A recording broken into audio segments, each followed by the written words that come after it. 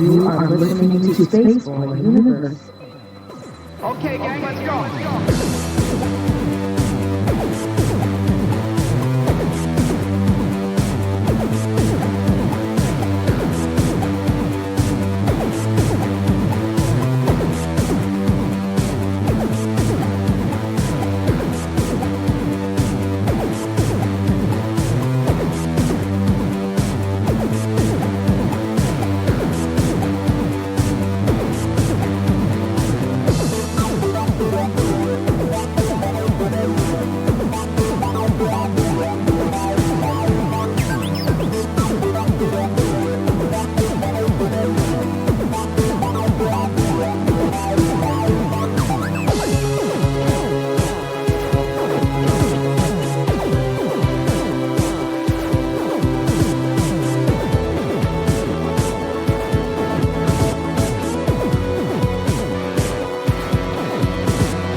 From the space city called Houston, Texas, welcome to Spaceboy Universe, featuring Spaceboy and the lovely Surlana. So strap in and prepare for launch sequence. And remember, it's Spaceboy's Universe, and you're in it. And you better believe it. Hello, everyone. It's Spaceboy, and it's Spaceboy's Universe. We're dealing with show number 012, which brings us to Nicholas Tesla. A little tongue-tied, so please forgive me. Today is December 12th, 2015. And to my immediate left is the lovely Surlana. Say hello, Surlana. Hey. As always, with such enthusiasm. Say, if you want to join into the fun, the Spreaker app has got the place to go. Go to the Spreaker app, use the chat symbol, and join us in the club there. If you're a Twitter fan, go ahead and use the Twitter thing at SBUQ for questions. And if you're going to tweet at us, it's at the SB Universe. And I'm a little tongue-tied. Sorry about that, Surlana. Maybe I should have drank a little bit of water to get my tongue in gear. But we got a great show tonight. In fact, it's about Nikola Tesla. And we have a special guest tonight, Gordon Rupe, who's going to be joining us after the break. And I'm sure he's geared up and ready to go on his end, right? He better be. Yes. Oh, there he is. He's in Spreaker chat. Awesome. Good. I'm glad he finally showed up. So to get to the other little things, how was your week? Did you have a good week? Yeah, it's getting really quiet at work. Yeah. Same at my place, too.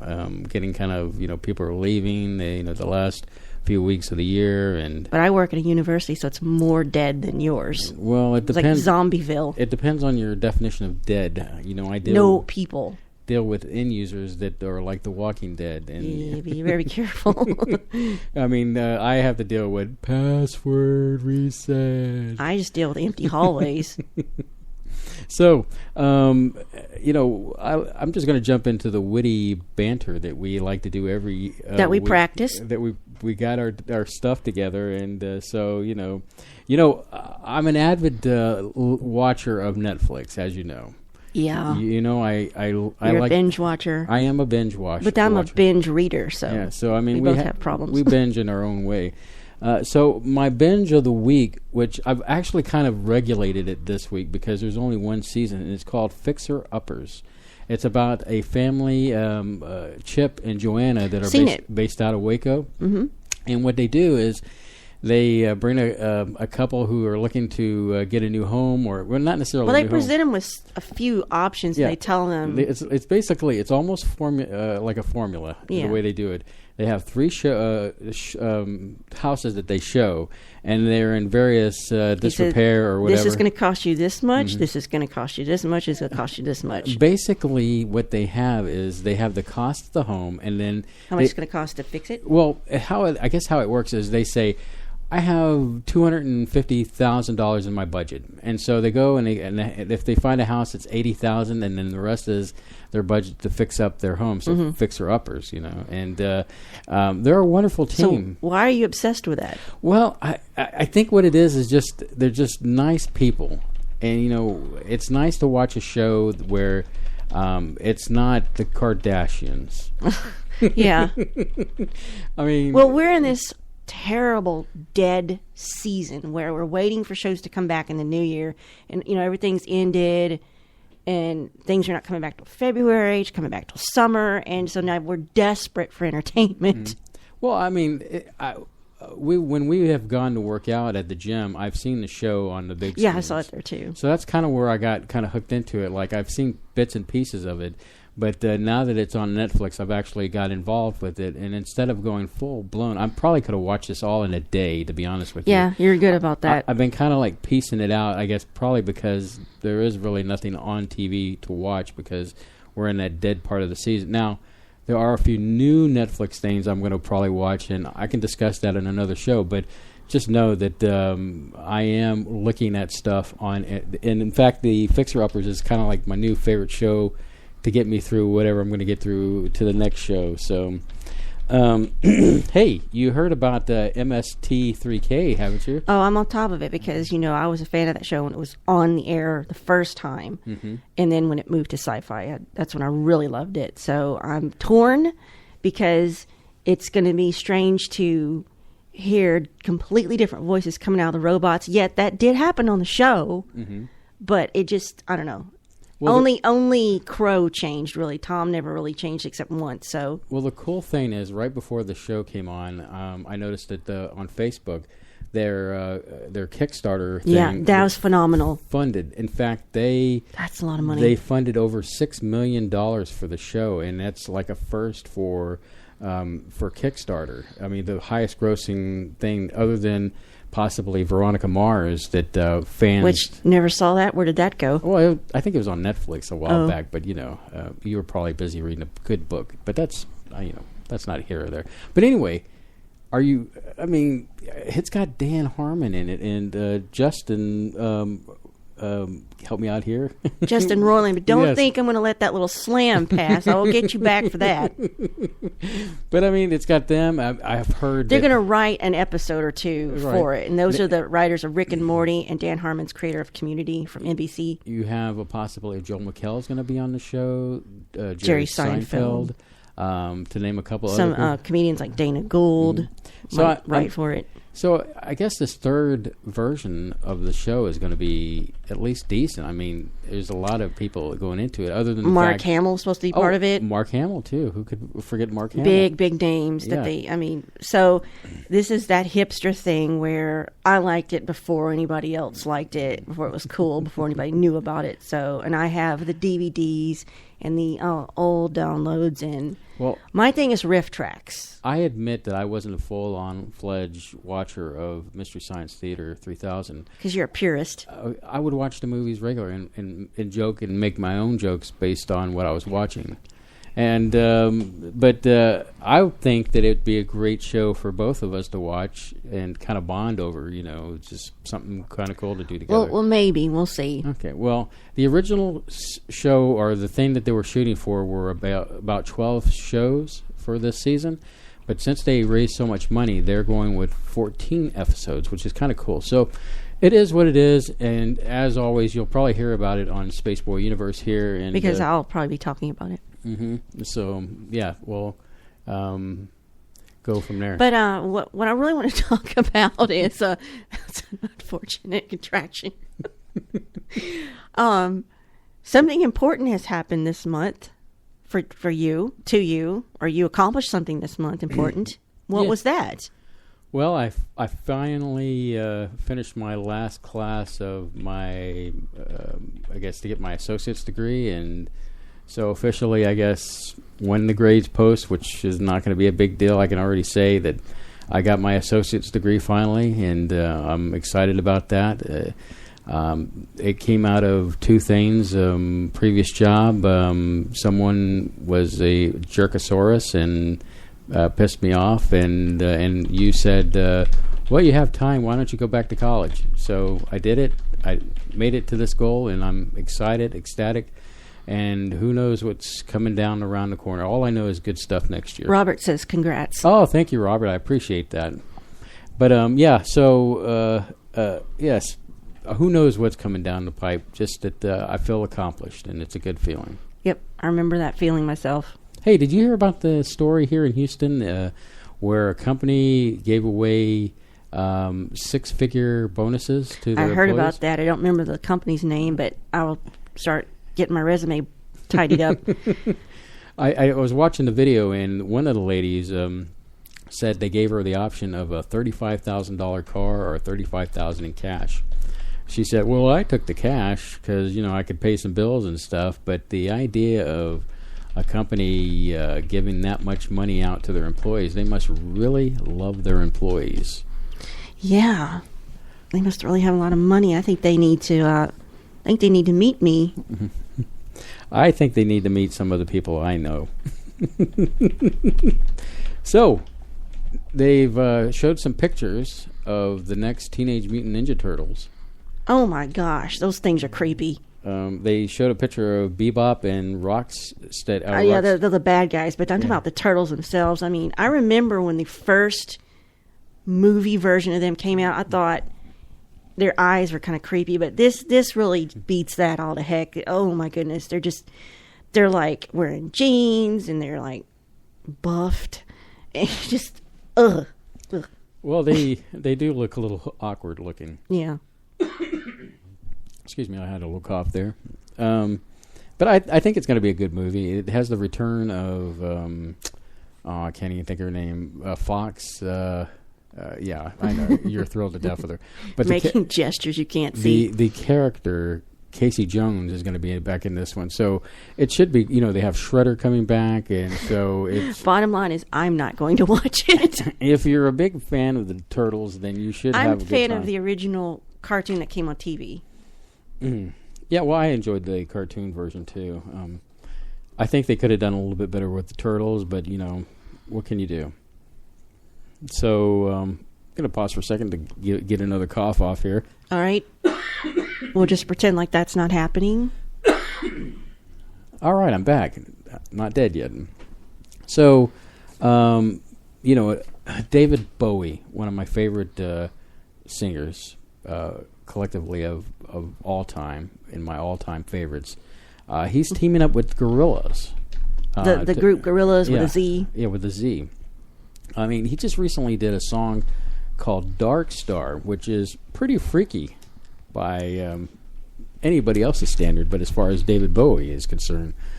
I think he's going back to his spaceman roots. And the song is not too terribly bad. It's just kind of a weird one. Yeah, I've not heard it. I mean, I read somewhere that he was going to do that collaboration, but I'm probably not as into him now as I used to be in the 80s, because I loved his stuff in the 80s. Yeah, it was a very pop-ish year for him during the 80s, and good stuff. So, but yeah, something to look forward to next year. I guess you'll probably be hearing that from me. Hey, did you hear that the U.S. has legalized space mining? Where are they going to space mine? The asteroid belt. I'm sure it's full of stuff that's out there. Who knows? It might be the asteroid belt could be full of ancient technology out there. They say that the asteroid belt was probably the fourth planet in the solar system. They got obliterated somehow. Yeah. And then I guess debris from that destroyed Mars. It sounds like they're borrowing ideas from movies. Yeah, in fact, do in space. 2 movies I can think of off the top of my head that kind of comes to play is Alien, where they were space miners. Oh, yeah. They went mining. And then there was this other one I brought up to you earlier today that starred Sean Connery. And it was this thing where he was a sheriff and he had to go to this mining thing. And it had the dad from Something About Raymond.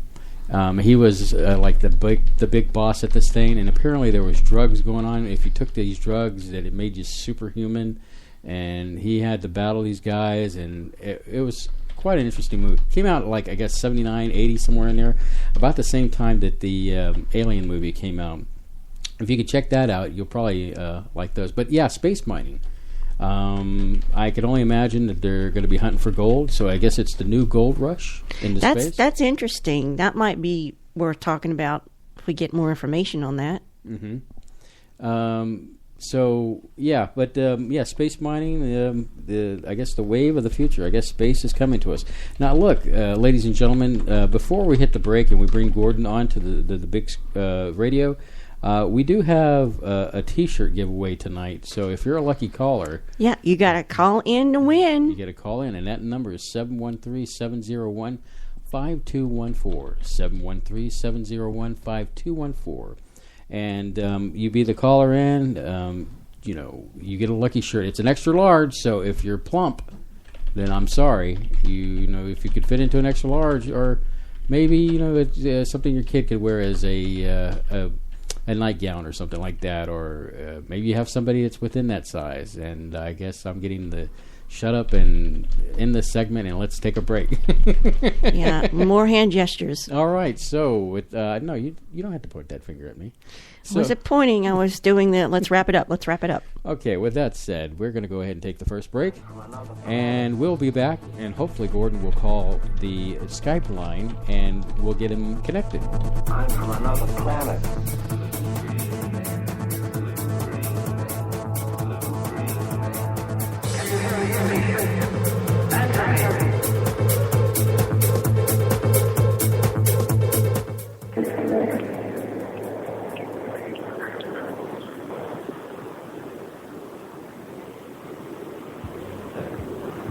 You there? Hello? We're on break. Hold on, sir. And everybody heard that. We're going to slap Gordon with a wet noodle here a little bit later. Hush! Okay. Oh.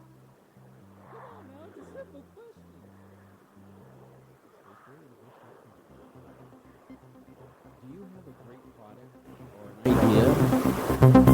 Then Spaceboy Universe is looking for you. We invite you to contact us at contact@spaceboyuniverse.com. Be a part of the universe. Be a part of Spaceboy Universe. Techno, dance, atmospheric moods? Yes, my friends. My latest release, Digital, has something for everyone. Even makes a great gift for Grandma. Buy your digital download at spaceboymusic.com.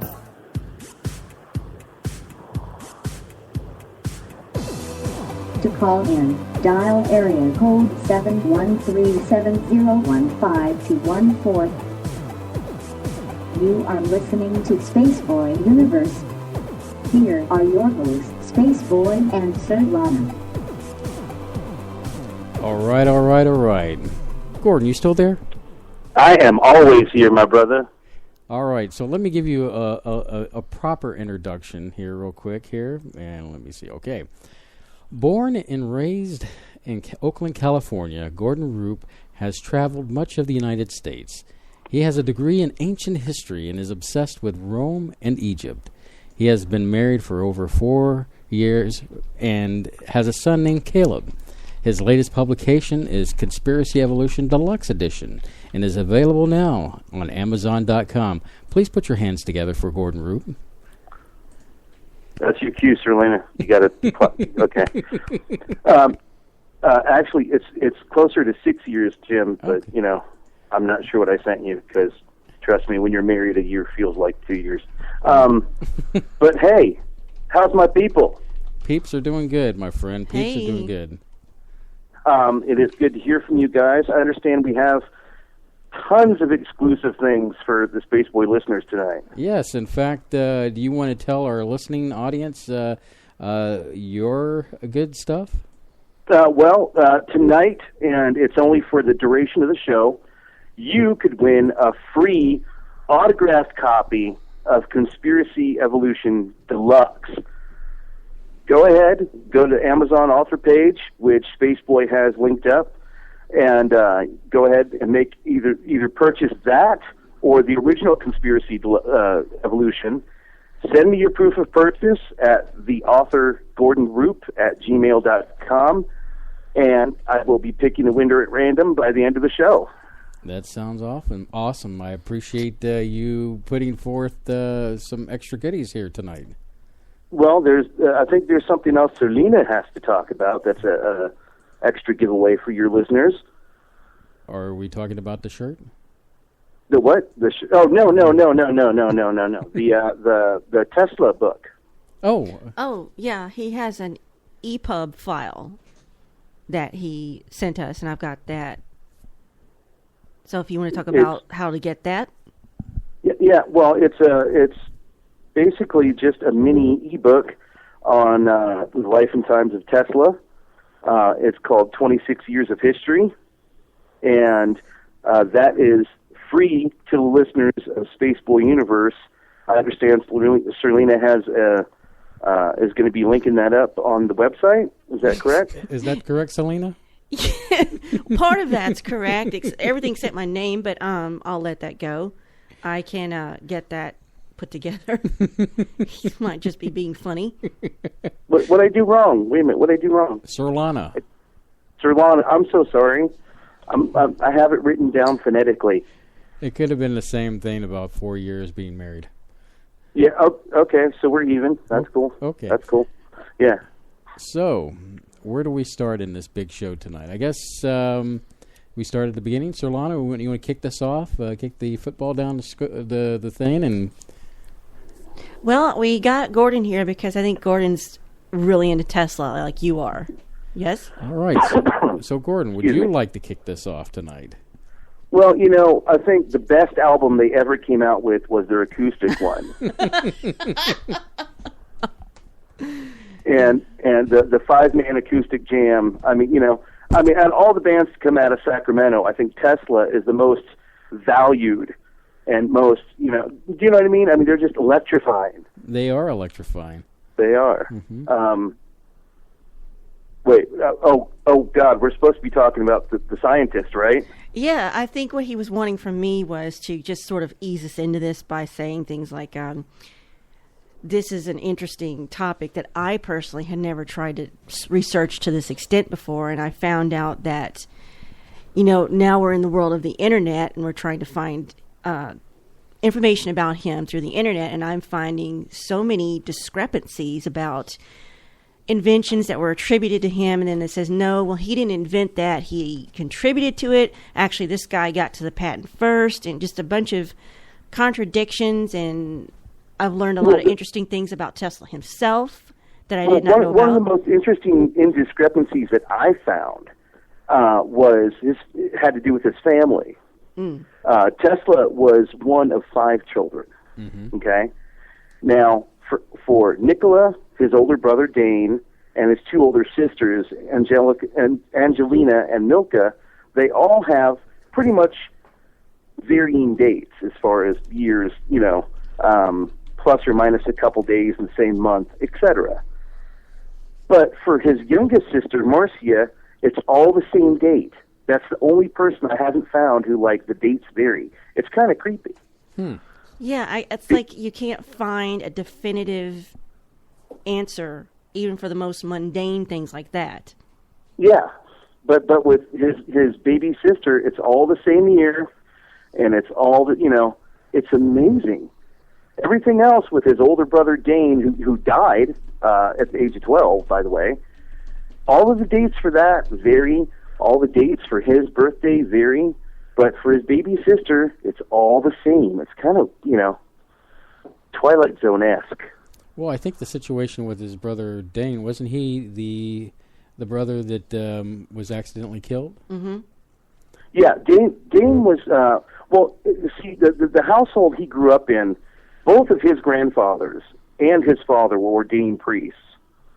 And so Dane, being the eldest, it was expected for him to take the mantle of religion and become a priest. Mm-hmm. Upon his death, Tesla was 7.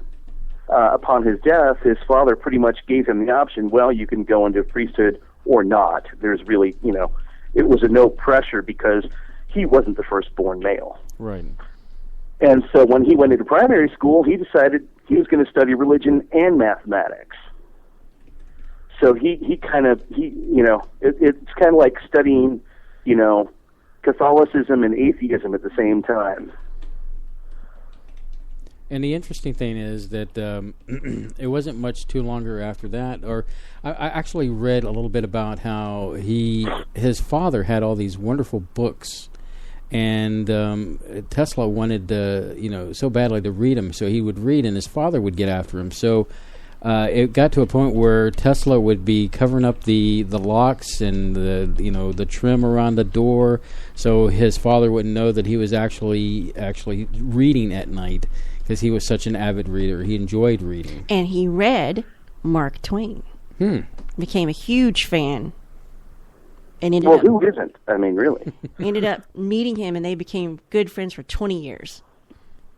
Well, the thing about, the driving force, and even in Tesla's own words, was his mother. Yes. His mother, Duca, was not educated at all. But she was constantly building things. And she had an eidetic memory, which Tesla inherited. Mm-hmm. So, I mean, it's a matter of, later on, towards his death, sometime in the 40s, he attributed all of that to his mother. Yeah, she had quite the talent for making gadgets, home craft tools, mechanical appliances, and the ability to memorize Serbian epic poems. Just like, that memory that you were speaking of. Yes. So it's with a lot of his inventions, a lot of his, to just cite an example, but jumping ahead a bit, he said he created a death ray. Mm-hmm. Yes. No one has ever found any notes, any designs, nothing. The government took it. And it's one of three things. Either the government took it, it never existed, and he was just talking trash, or he never had to write it down because he had the whole thing memorized. He had a photographic memory. Yeah, see, that's what I think, is that his memory was so awesome that he would often talk about visualizing his projects three-dimensionally in his head. Also, he would run experiments in his head on devices and be able to predict the faults or positives based upon, his brain was like a computer, basically. In that way, he was a true genius. But I have this theory about when you're truly gifted and you're a bona fide genius, there are sacrifices to be made with your personality. You can't be 100% and normal. He commented on that. He talked because he never married. And he said that the chastity gave him strength in his intellect. Could be true. Don't athletes abstain before a game? Ahead. Don't athletes also abstain before a game for the same reason? I thought that was because they were bony and flat-chested. Anyway, what, no laughs, really? Okay. Well, trust me. We got to get like a canned laugh machine for when I'm on. I can see why the two of you are friends. What's that? I see why the two of you are friends. Yeah. Well, it's funny. A lot of people don't know how Spaceboy got his nickname. This because, again. well, Jim and I, we've been friends since high school. I mean, and we went to a Star Trek convention in Akron, Ohio. You remember this, Jim? Oh, like it was just yesterday. And, he asked William Shatner, he said, why do you always pause in between, words? Why do you put the space in there? And Shatner goes, what?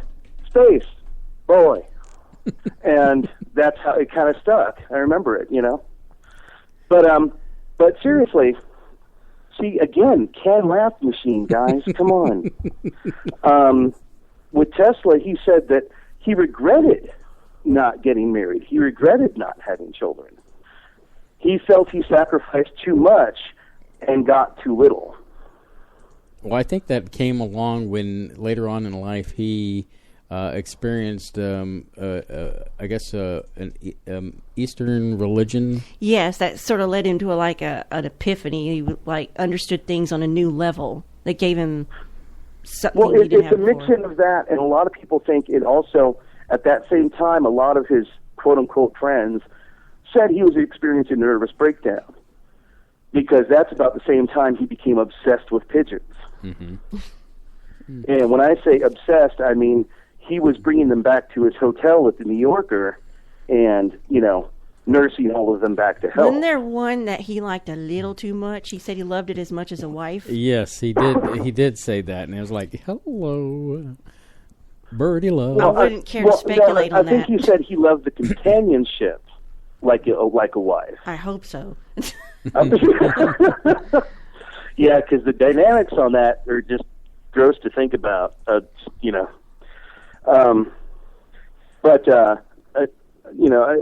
with him, I think it's most interesting was his rivalry with Thomas Edison. Yeah, so when he gets to America, we'll talk about that when we come back from the break and to hear what you found out. Yeah, let's take a quick break here, the second break of the evening, Gordon. So just hang there. Don't speak. Okie doke. When we come back, we're going to continue our talk with Gordon about Edison and Tesla and their relationship. So stay tuned and don't go anywhere.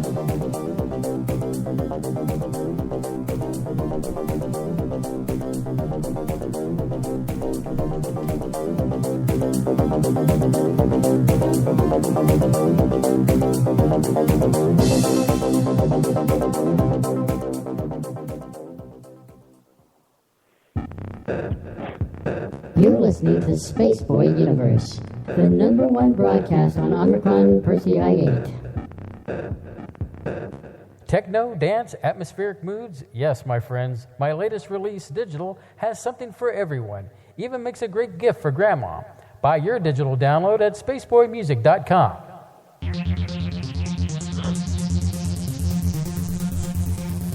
To call in, dial area code 713-7015-214. You are listening to Spaceboy Universe. Here are your hosts, Spaceboy and Surlana. Yes, indeed. It is Spaceboy and Surlana with special guest Gordon Rupe, who's kicking it back real style with us. And when we were right before the break we took, we were about to get into Edison versus Tesla. So take it away. What do you have, Gordon, on this one? Well, first of all, Tesla just despised him through and Edison, that is, despised him through and through. Mainly for the fact that he screwed him out of money. With good reason, I was about to say. Yeah, 50,000. What's that? With good reason he hated him. Oh, yeah. Well, Edison, he worked for Edison while he was in France. That's the whole reason he came to America, was because he worked for the Thomas Edison Company for 2 years in Paris. And he got Edison to raise an eyebrow, and Edison said, well, I want him over here in New York. Boom, bada boom. He goes to New York.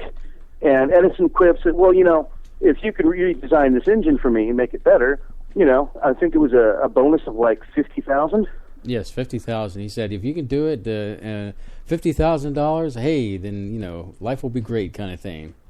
And so Tesla goes ahead, takes the engine, makes it 10 times better, and then says, where's my money?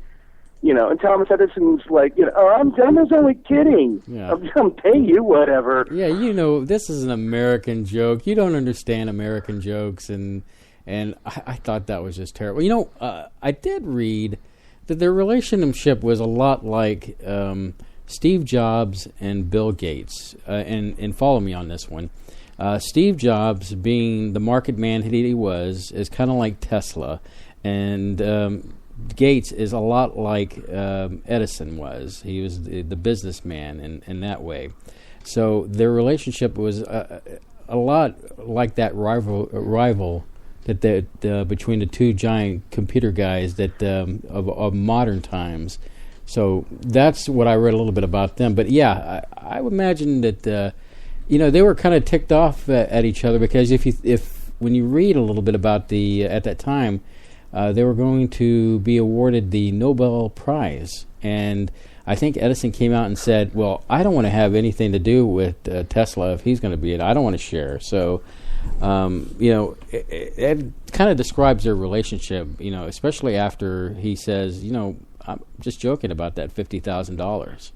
Well, the only problem I have with the Steve Jobs analogy is you're missing the hate. Because, Steve Jobs and the Windows guy. I always forget his name. I'm Bill so Gates. horrible with that. They respect each other. Well, they respected each other. You don't get that respect until much later on, because if you watch, like, say, that show, The Pirates of Silicon Valley, there was a lot of hate there at the beginning, and they battled. And it wasn't until much later on that two guys came to a kind of a mutual respect for each other. So I kind of look at it that way. You have Tesla and Edison. I was thinking Edison Carter. Live 21, Max Headroom. That's another reference. Wow, that's... Woo, where did that come from? You must be picking up... Max Headroom. You must be picking up some signals or something. I am picking up some signals courtesy of Tesla's Tesla scope. Yes. So, but yeah, your thoughts, Gordon? First of all, I have no idea what you're babbling about. No, I'm kidding. Well, no, I mean, he made it known from the get-go when he met Edison, and he reiterated it throughout his life. He says, he is one of the smelliest men I've ever met. He has no regard for hygiene, and I mean, he was always insulting him for something. Right. And, the whole thing came to a head, because he quit working for him. He quit working for Edison after that whole $50,000 fiasco. And Edison's like, well, if you come back, I'll give you a raise. And all that was a slap in the face. Right. I think what he was like going to give him a $10 raise. But, I mean, by that point, I'm sure I'd be pissed off, too, if somebody... yeah, I'd be cheesed off beyond belief. I mean, and it all really came to a head, in, what was it, 1893, I think it was. I think it was about that time. At the World's Fair in Chicago. Right. By that time, he had gone to work for Westinghouse. Yeah. He and Westinghouse were best of buds, and they were trying to. Him and Edison were trying to make the bid to power the whole thing. And Edison, who was part and parcel to GE at the time, they were ready to do it for like $2 million. Mm-hmm. And Tesla's like, really? Because I could do it for $400,000, and he did. Right. And Edison hated him for it because it made him look like an idiot. I mean, it was, but it was, just desserts, right. Truly. And so, it was a matter of not necessarily who's better, but in the end, in the long run, history speaks for itself. They needed each other. They complemented each other. Edison would do something, Tesla would up it. Edison would up that. And so, go ahead, darling. Oh, I was just kind of laughing at you. You cad. Anyway. So I don't know if we're actually on a timeline here. So he comes here and works for Edison, gets promised this money, doesn't get it. So in order to go off on his own and get his own lab, do his own research, he didn't have any backers, so he went off and dug ditches for $4 a day to earn money. So, and he said doing all that manual labor made him come up with more inventions. Yeah, because he had time to probably get zen and zoned out while he's digging. Probably freed his mind. If you do something really mundane, how your mind can just sort of drift. That's probably what happened to him. So this is about 1884 when he does this. And Edison is going out of his way to discredit him, as you say, because they hated each other. But this is about the time when they're looking for a way to harness the power of Niagara Falls. Yeah. You got anything on that? To create the basic hydro plant. Mm-hmm. Well, I mean, what we now know as a hydro plant. Mm-hmm. Using AC power. Oh, mm-hmm. Yeah, with the AC Westinghouse versus DC wars, which I know is one of her favorite topics. So basically, just to let the audience know, is with DC is basically direct current, and the only way they could supply power using DC is they had to put a substation about every 2 to 3 miles in connection. Now, the wonderful thing about alternating current is that it supplies a current that it alternates back and forth, and then it allows electricity to be transmitted much further than that 2-mile range. Now, it's important to I guess convey is that DC was ruled by Edison. He had this thing locked up. He had a monopoly on it, which was not uncommon back there in his time because you had the captains of industry of J.P. Morgan. You had Rockefeller. You had all these guys that really they carved out a niche for themselves. And in this case, DC was owned and ran by I'm going to say Edison Carter again. God, I can't. You are just the biggest nerd. I am going to have to watch the Max Headroom. I'd like to watch the Max Headroom with you. Where can we find that? Live on 23. But oh my God, I feel like I'm back in junior high watching Max Headroom. It's like, 9 p.m. on ABC, Max Headroom. And then you turn in, you're like, what's this post-apocalyptic crap, Taste the wave. Oh my God. But, so getting back. On a side note, Matt Frewer was just on the show The Librarians. Have you seen that show? No, it's probably one of those things I'll probably catch up on. Holy God on a stick, it is an awesome show. Okay, sorry.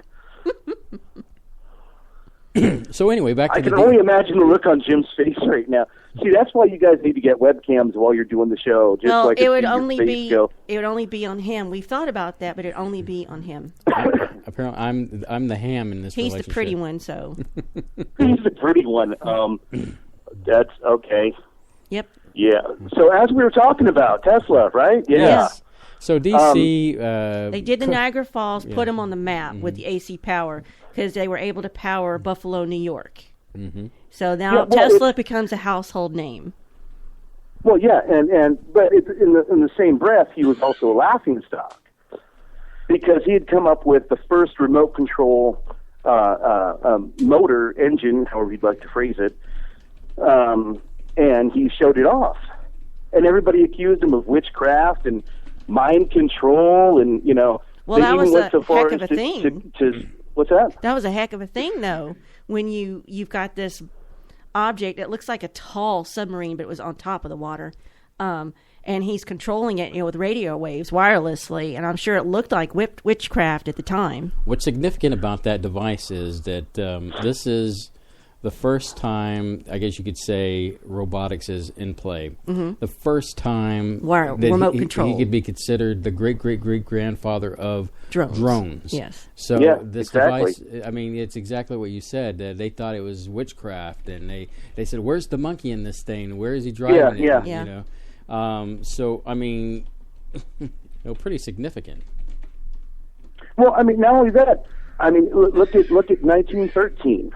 One of Tesla's most outrageous inventions that everyone said would not do anything or go anywhere. It was called a bladeless turbine, which he called the Tesla turbine. Right. Which you and I now know as a dialysis machine and artificial heart technology. Right. Wow. So back then it was a joke. Right. But right now it's keeping people alive. And I think at this time, too... I'm sorry, go ahead. I was going to say, at this time, that particular machine also was an alternative to the piston machine. And people decided, once again, to suppress something that was more efficient to run a vehicle and go with a device that would still make more money. Once again, it shows Edison... I'm going to kill myself.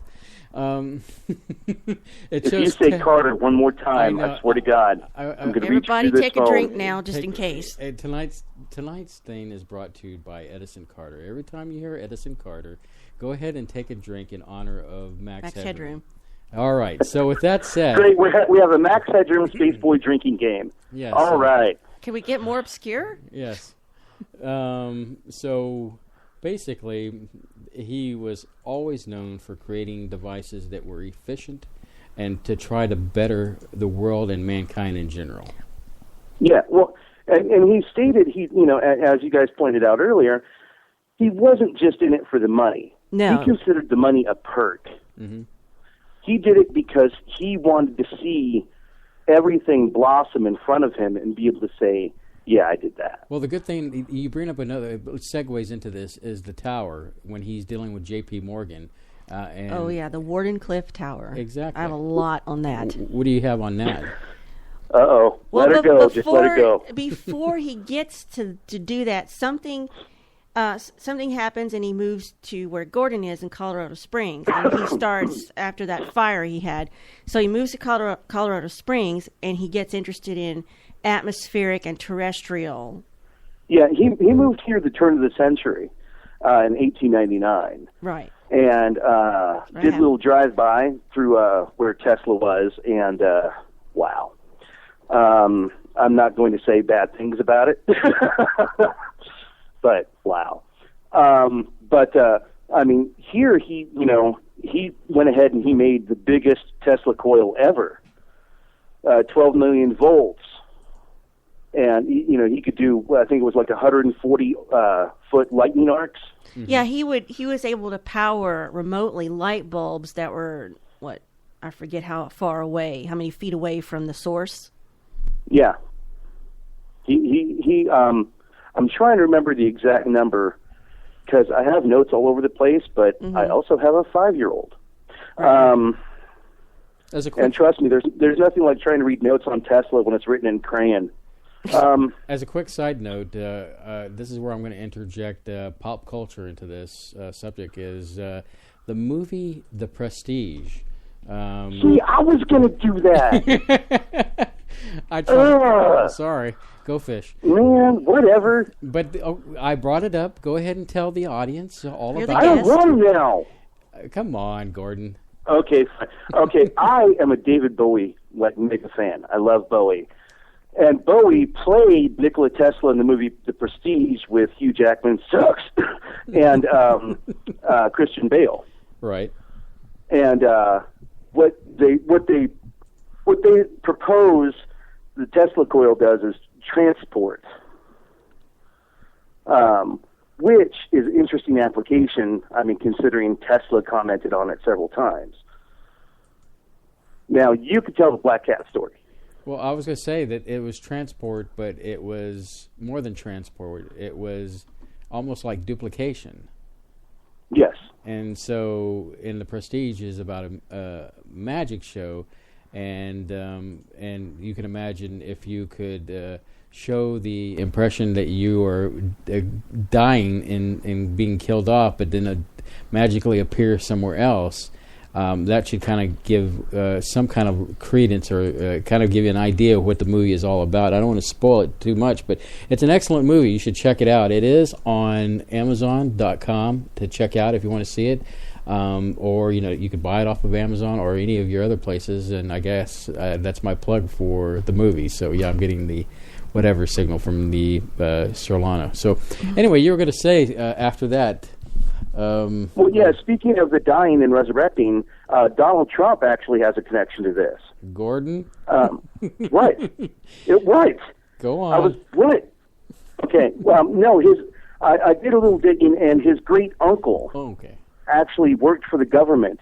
He was a professor at MIT, and he was called in to analyze all of Tesla's inventions and his notes after Tesla's death. And so, as we had mentioned in a previous conversation, we talked a little bit about certain conspiracies. Maybe this is where the Trump family gets their money. There's intriguing, yeah. I didn't. After I found out the direct relation, I didn't have a lot of time to research the finances of it. But I thought it'd be an interesting little thing to bring up. That is and interesting. Those pants are not my size. Yeah. Well, the only thing before we got to the Wardenclyffe Tower, because there's so many things about that, is what leads up to the Wardenclyffe Tower is his work in Colorado Springs, where he was experimenting with the idea of the Schumann cavity. This is where the Schumann cavity or the Schumann resonance is the resonant relationship of electromagnetic radiation to the diameter/circumference of the Earth. So, I mean, I could explain all that if anyone's interested, but he was trying to figure out if he could charge this cavity with enough electricity, and it would go around the world, and it would come back around, and he'd hit it again, and it'd go around the world till it charged it all up, and this would be a way for people to get a receiver like an antenna, and they could pull down energy from the air. Well, yeah, and he tried that because what he wanted to do was, his overall goal with that was free power. Yes, that's what he's trying to do. And what he devised initially, which was like his idea of the road to free power, was wireless telegraphy. Yes. I can never pronounce that correctly. Yeah, I can never. I saw that too. I read it and I was like, telegraphy. I know that's not it. My name is Gordon Rupe. People call me Gordon Rupe. Okay. But his, his experiments, and there's no confirmation as to whether it succeeded or not, which is the part that I find most interesting, was he wanted to send transmissions from here in the Springs all the way to Paris, France, which is about 5,000 miles, give or take. But there's no research on whether, there's no documentation as to whether he actually did it or not. Yes. Which I find very interesting, because we know he tried it. There's documentations of him trying to do it, but there's no documentation of the results, good or bad. And I just find that a little suspicious. Well, whatever he did there was proof positive enough for him as a success, so he moves back to New York City. And this is where he gets J.P. Morgan to fund him, telling J.P. Morgan that he can build this tower that will allow him to broadcast wirelessly. Now, that's what he told Morgan, but his actual reasons was the stuff he had just experimented with in Colorado Springs, which was the free energy. Well, that, and he combined it with his work on automation, which was the work he did with the remote control boat. And he decided to take those two ideas and put them together, and, you got your chocolate and my peanut butter. You got your peanut butter and my chocolate. And it was two great tastes that tasted great together. Oh, my gosh. He says that to me all the time. I just want to slap him. Well, yeah, but in this analogy, it totally works. Yeah, I understand what you're saying. I'm just saying my husband can have some annoying phrases. And when he proposed this to J.P. Morgan, all they saw were money signs. Right. And so, of course, they were on it like a cheap suit. So he went ahead and Gordon Cliff Tower never got completed. Ever. No. He asked for more money, and Morgan says, I'm not going to give you more money. I'm sorry? He did ask Morgan for more money for the project, and Morgan says, look, this is the number I said I was going to give you, and I'm not going to give you any more. Right. Because, initially, he only the initial amount of money was like, okay, I'll give you this, but then when you looked at the big picture, it was going to be closer to $1 million. And J.P. Morgan said, you know what, I gave you all the money I was willing to give, and then when I find out that you want to give stuff away, I can't. I'm here to make money. So, that was the J.P. Morgan angle. That was the capitalists. Mm-hmm. Once again, captains of industry. If I could, let's get cracking on Spreaker. Just asked if there were papers confiscated from Wardenclyffe Tower. The answer is no. Wardenclyffe Tower had a huge fire, and what little research Tesla left in there was destroyed. And also, in that situation, he went bankrupt out of that, too. Yes. Well, it's so funny because he went bankrupt for a month. It was like he wasn't very. When he was broke, it wasn't for very long. Because you look at he did tons of work in Milwaukee, Wisconsin, but there are no documentations on what work he did and for who. Mm-hmm. Why is that? How is that? History being scrubbed? He worked there from 1919 to 1922 in Milwaukee, Wisconsin, and there's nothing on it.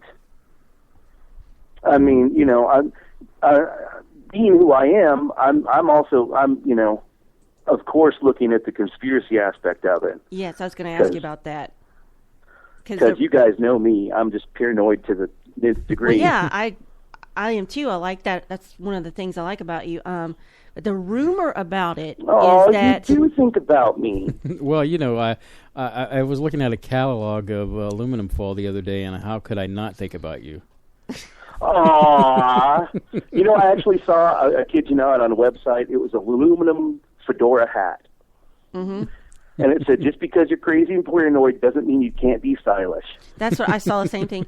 I was going to ask you, one of the rumors is that Tesla himself sabotaged the Wardenclyffe project because he was worried about the consequences to humanity and the Earth. And the reason is because he had found out there could be military applications through his experiments for Wardenclyffe. One being it could be a death ray, it could alter the weather, and it could alter brain patterns. Yeah, he was very self-conscious about his own inventions because it was, for him, the perspective was, what can I do for my fellow man? Mm-hmm. Whereas, most people would be like, oh, hey, I'm going to invent this and it's going to make the world much better. And then the military gets a hold of it and we all know what happens. Yeah, that's one of the things that they're where saying. he was able to look at the broad picture. Okay, if the military gets a hold of this, what are they going to do with it?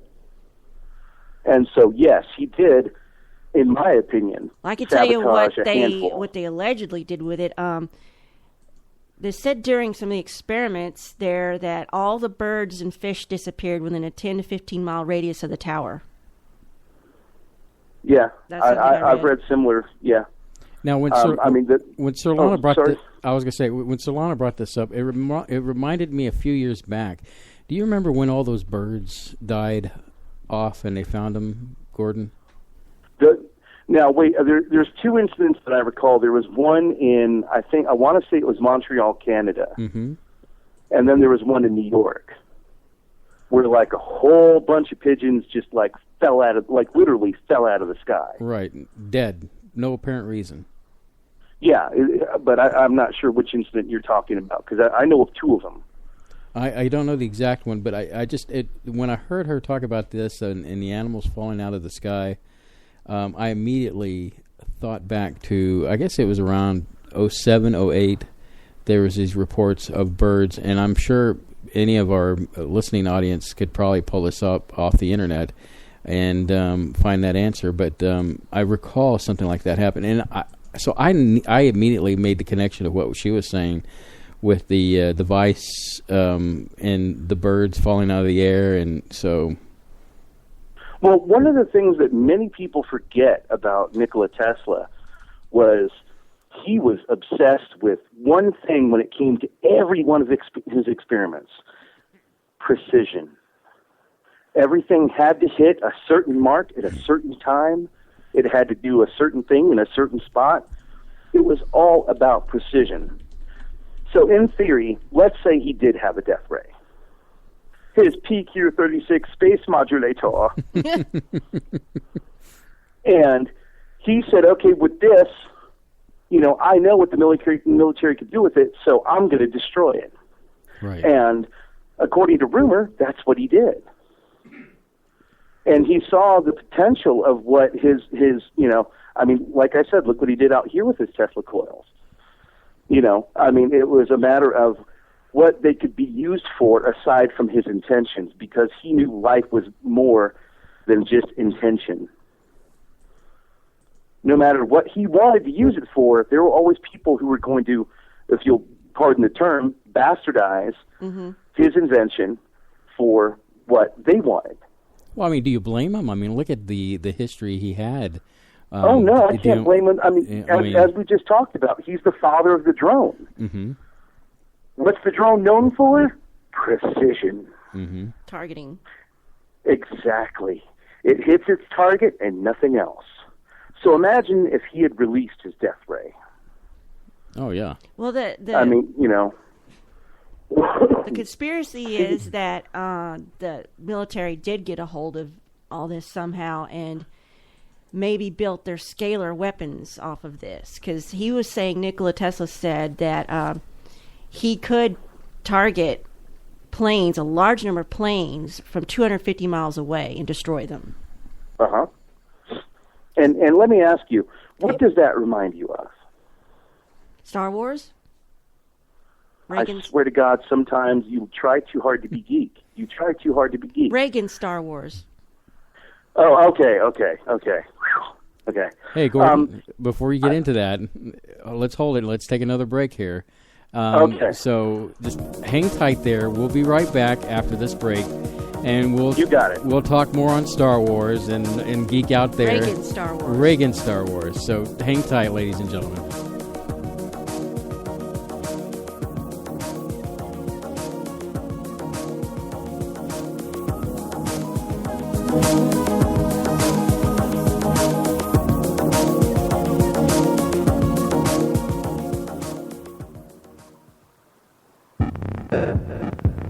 You're listening to Spaceboy Universe, your cosmic tour de force.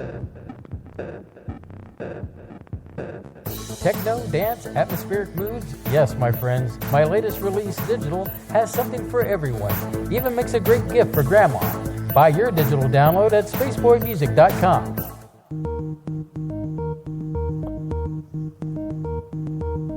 To call in, dial area code 713-701-5214. You are listening to Spaceboy Universe. Here are your hosts, Spaceboy and Surlana. All right. It is Spaceboy and Surlana with special guest Gordon Rupe. Hey, Gordon. Okay, so we were talking Star Wars action. Reagan. Continue from there.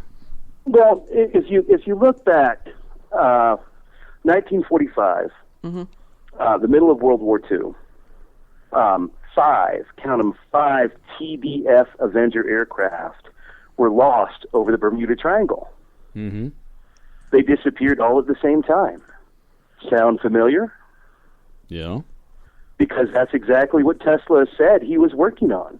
Something that affects mass vehicles all at the same time. And it happened 2 years after he died.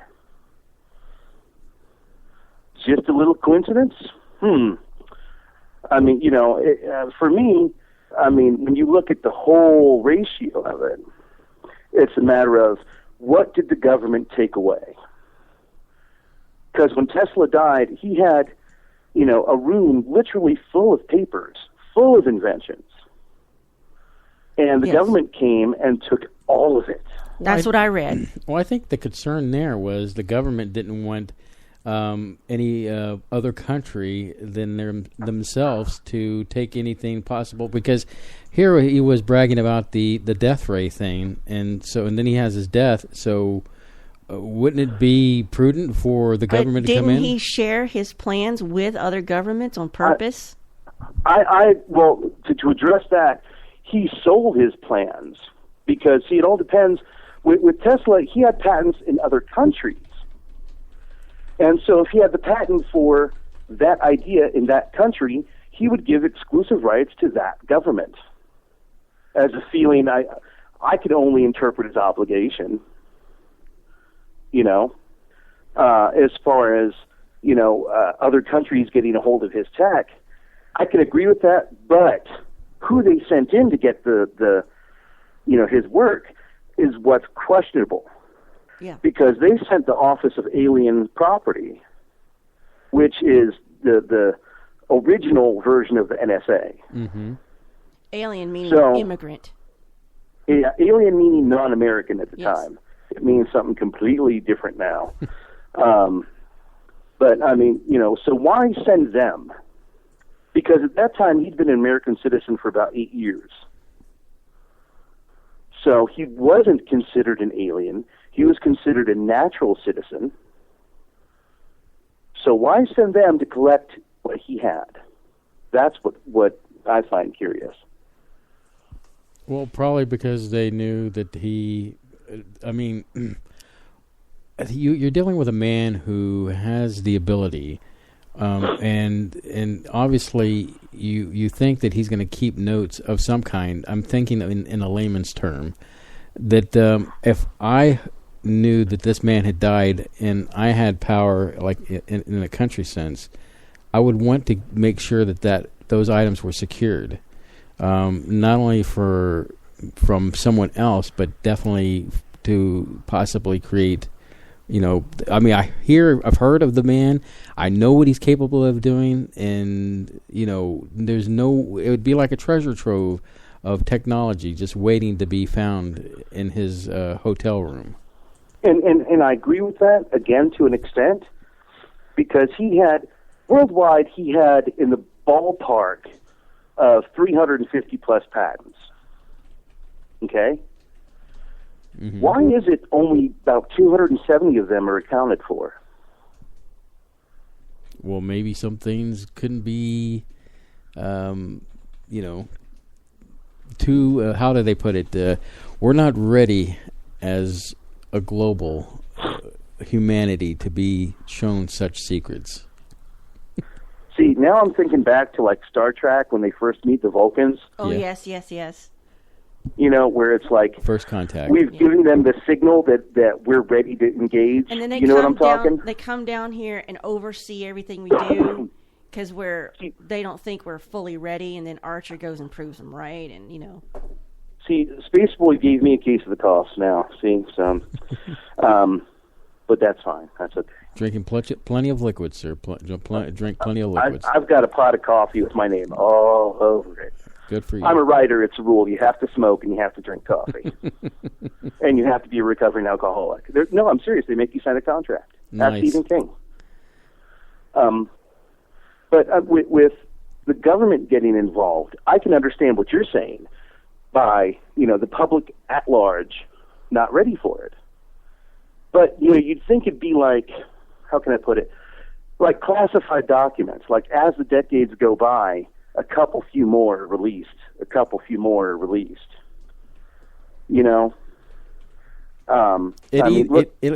JFK. They're releasing papers on JFK. I think what it comes down to, Gordon, is that either the man was so ahead of his time that those documents cannot be released because of the sensitivity that's involved, or it could be the total opposite. There's just really nothing there, and which I guess in these cases it brings a good conspiracy theory to the table of not knowing. Well, I mean, there's the two ways to look at it. There's the conspiracy fraction, and then there's what you're saying, which like I said, I agree with it. But you'd think they'd throw a tidbit every 20 years or so. Yeah. Just to pacify the public. It could go either way. It could go both ways. And the reality here is, growing up, I'd never heard, when I heard Tesla, I really thought it was the band when I was growing up. And that's the only thing I knew. That's what I heard, the band. I never heard about this man that, this genius, this mad scientist that existed. I mean, you always hear about, God, I'm going to call him Carter again. Everybody take a drink. Chop.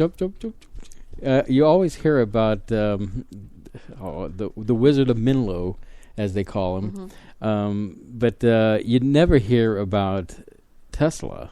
I mean, right. And it's a shame that, because it's almost, like I said earlier, it's like his history has been kind of erased. I mean, here... Well, as I mentioned on my Facebook and on my Twitter, for those of you who follow me at Gordon Rupe on Twitter, I couldn't find 60-plus years of his life. Mm-hmm. 60 years of his life, off the chart, off the grid.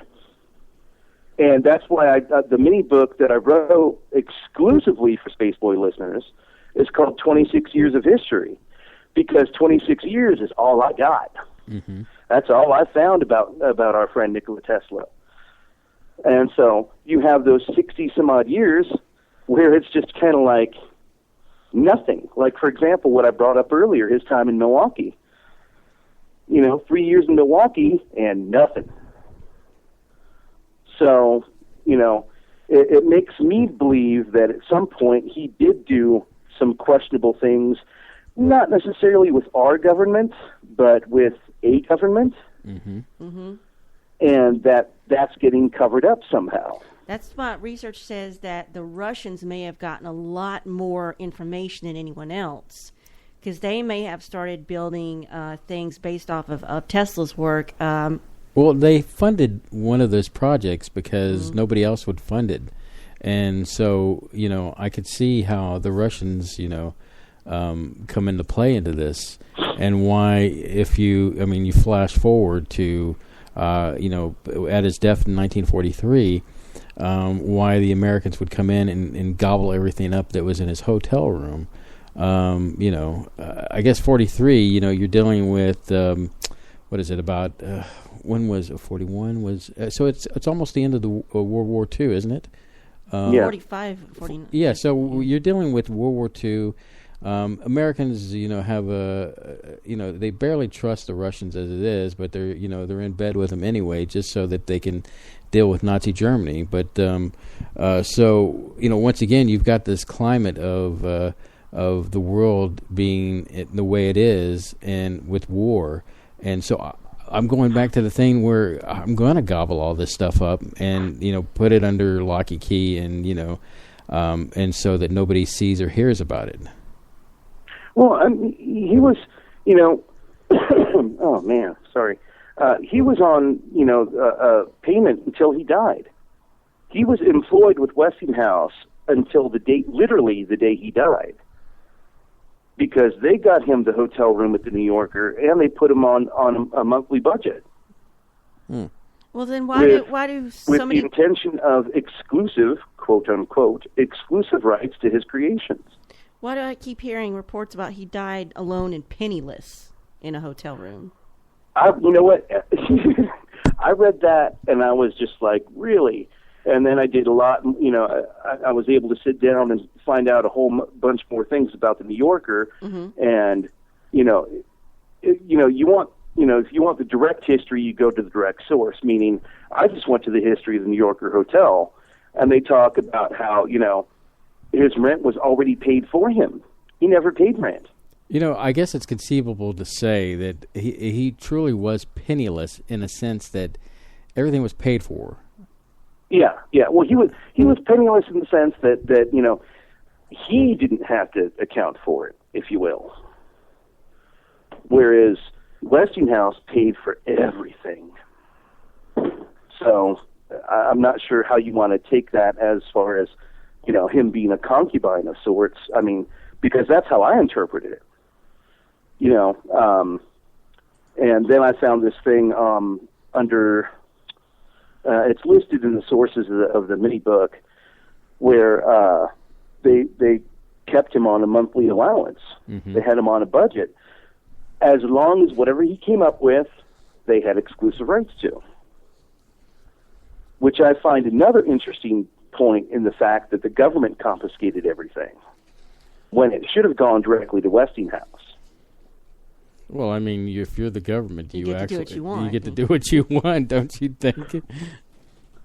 Well, yeah, I mean, I agree with that, but I'm saying it as, nowadays that's how we accept things, whereas back then it wasn't as cut and dry.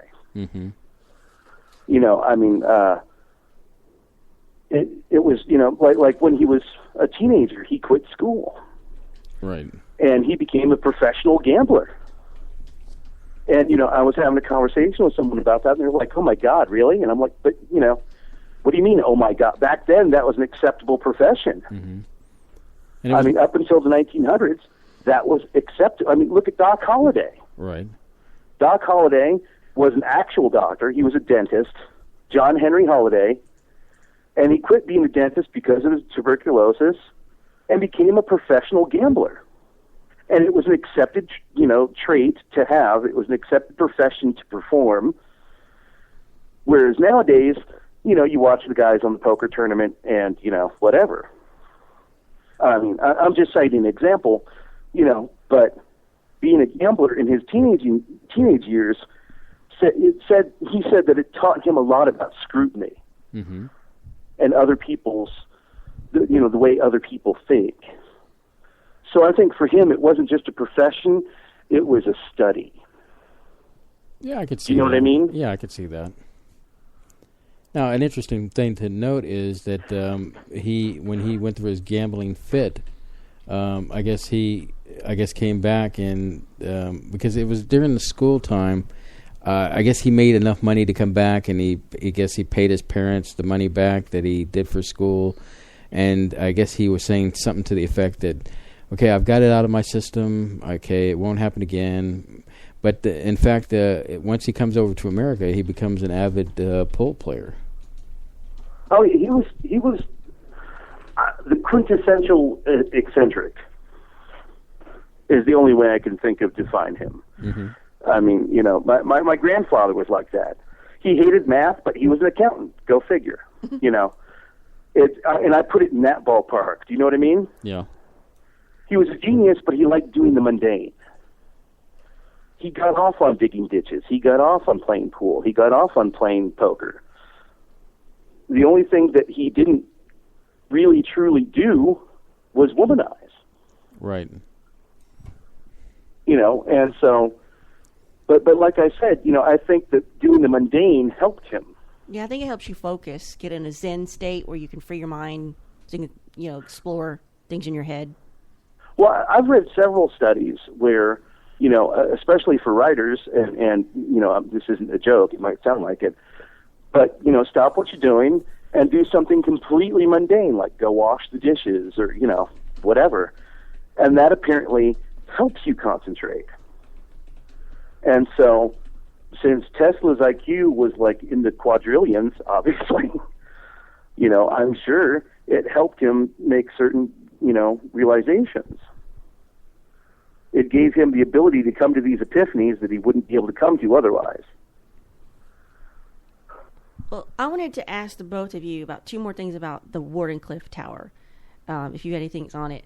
Well, you know, so he finds out that it has this potential to run it about, if you could get this energy going into the atmosphere, it's about 8 hertz that you need to get it going, and that the human brain runs at 6 to 8 hertz. So I'm wondering if this is where HARP came from, HAARP, where they can alter the weather and alter energy patterns to change a person's mental state. Spaceboy, you want to take that first? Well, I have to admit that I am not that knowledgeable. Other than, well, he said he could put a shield around a city with this tower, and it would deflect incoming bombs. It would be, you know, broadcast a series of waveforms designed to work in this in that Schumann's cavity, resonant cavity. And then it was not set up according to the patents as a weapon, but it had these applications to be a death ray, to alter the weather, to broadcast wirelessly, and to supposedly grab energy from the air. These are all things that Tesla claimed it could do.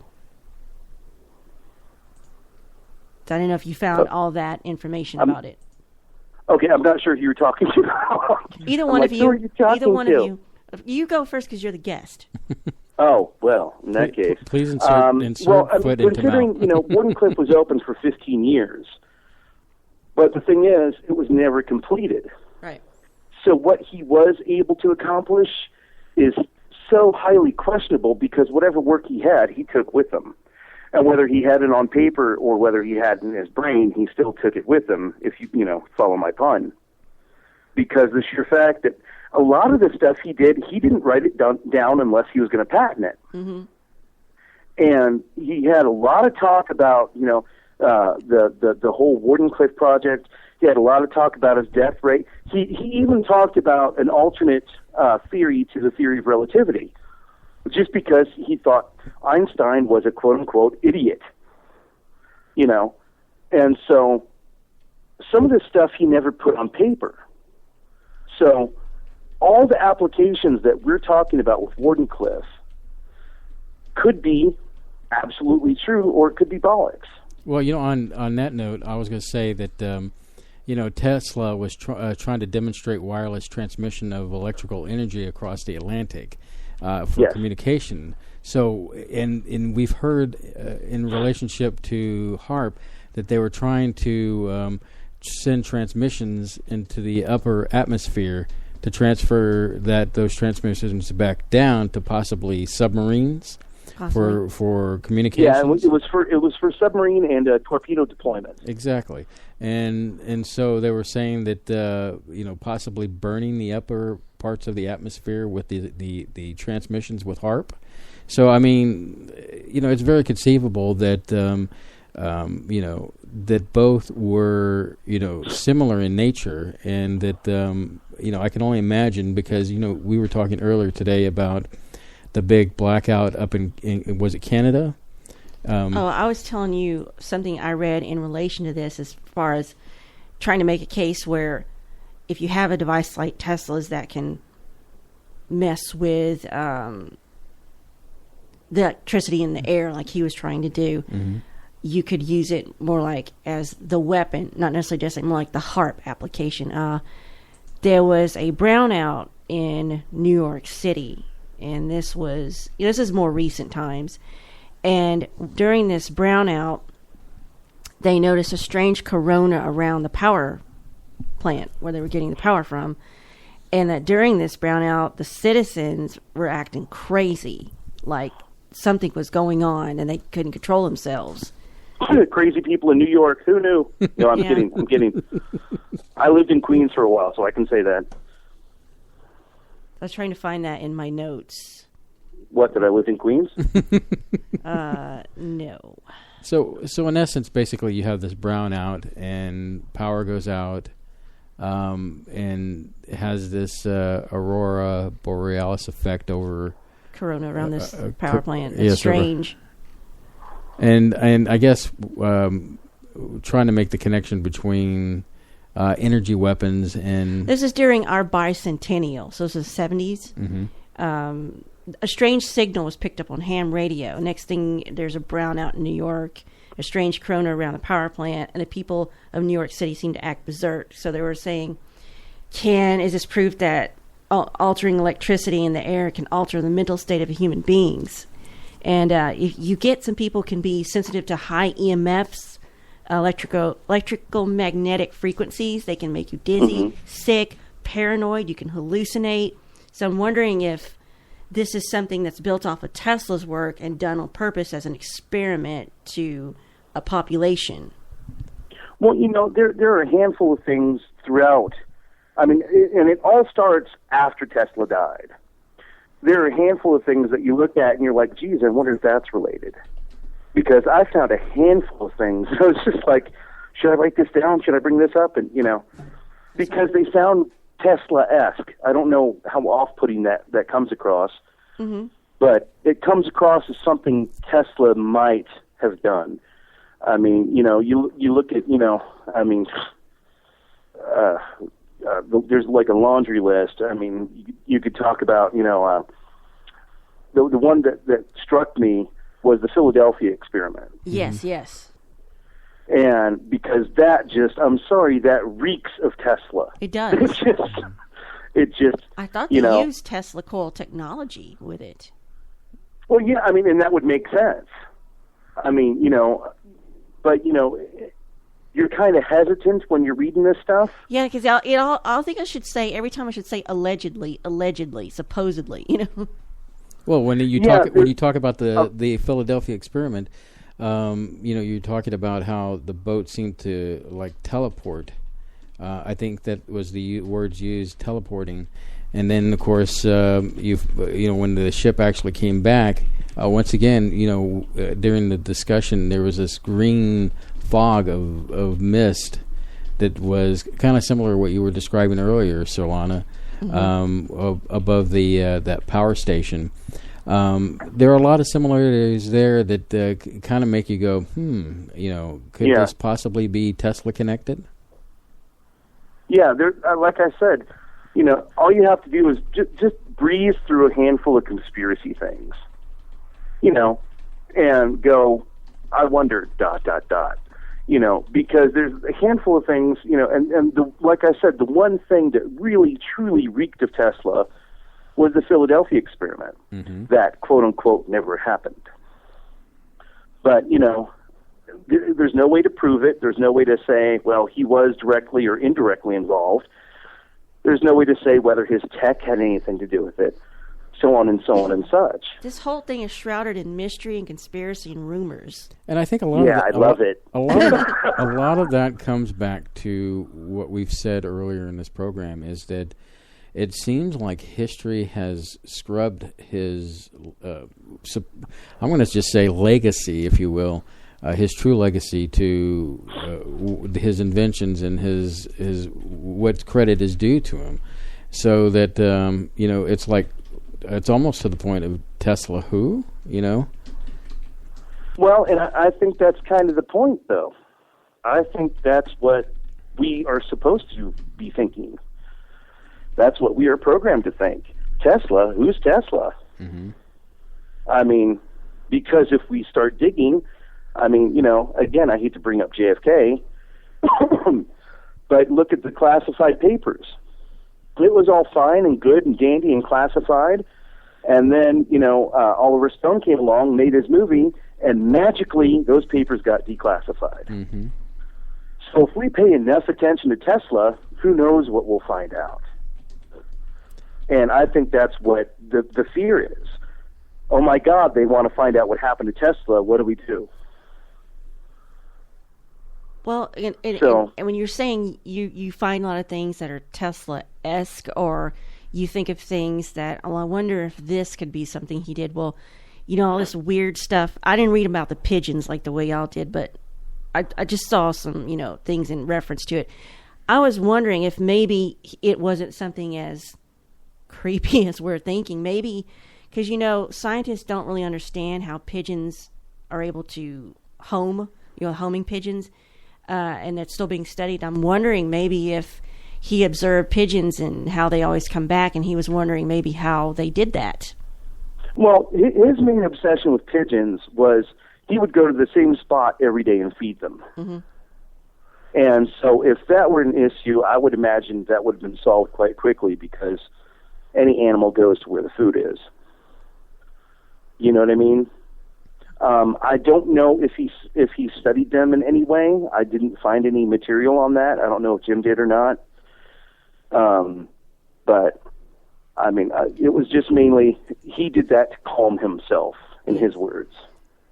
Did you find anything on the whole? Now, Mythbusters did an episode on this where he had a battery-operated device he put together and attached it to a building that was being constructed to a steel beam, and created a resonance waves, and it started, supposedly building and building and building, and it scared the workers. They thought there was an earthquake, and it scared Tesla too, and he ran off and fled the scene, supposedly.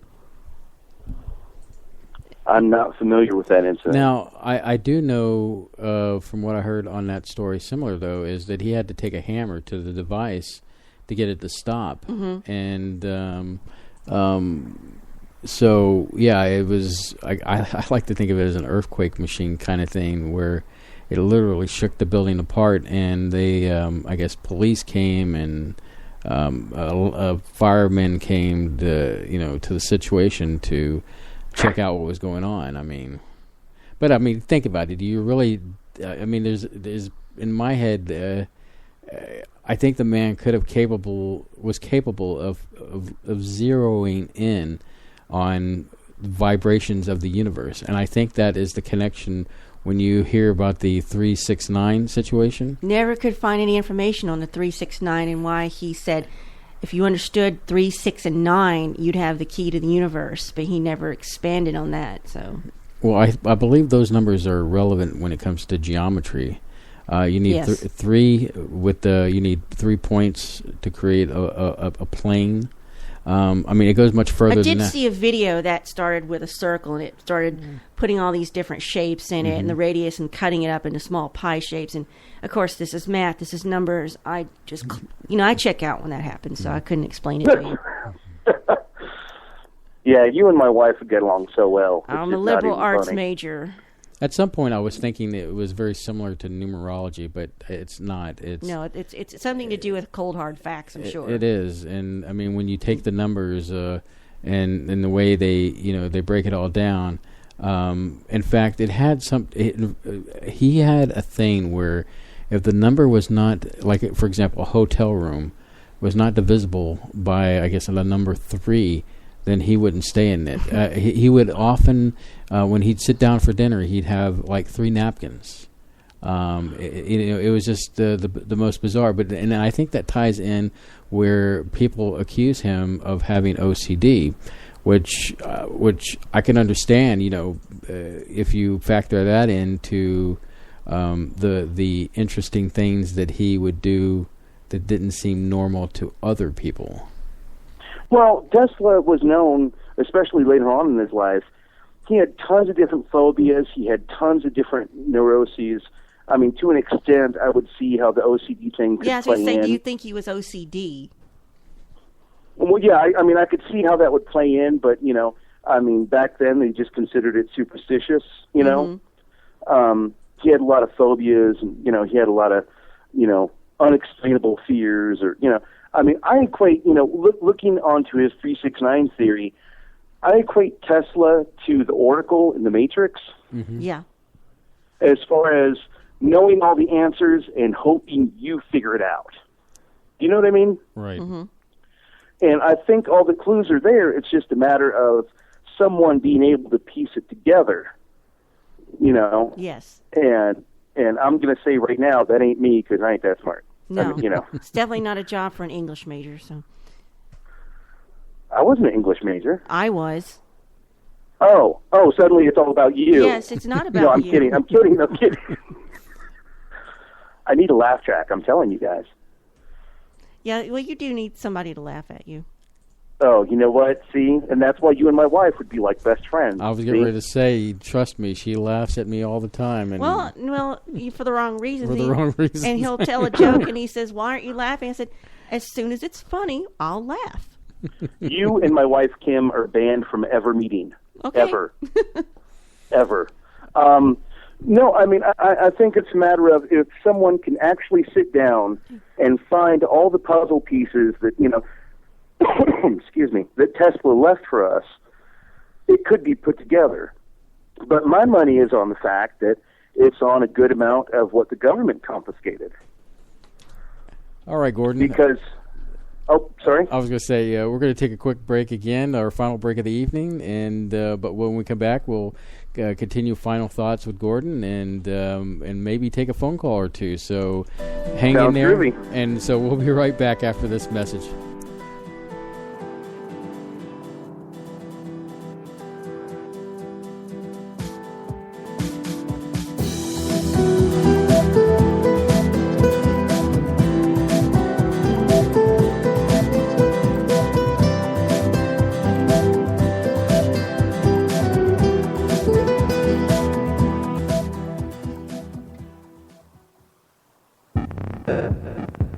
You're listening to Spaceboy Universe, your cosmic tour de force.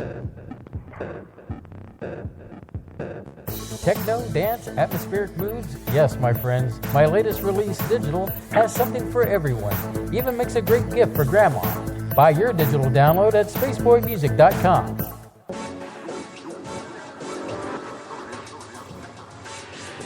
To call in, dial area code 713-701-5214. You are listening to Spaceboy Universe.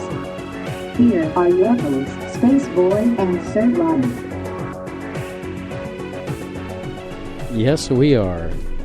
Surlana and Spaceboy with our special guest, Gordon Rupe. Gordon, you were saying before I kind of chopped you off there. What were you? You want to finish your thought? Well, I don't even know. What was I saying? You had a grand conclusion about Tesla.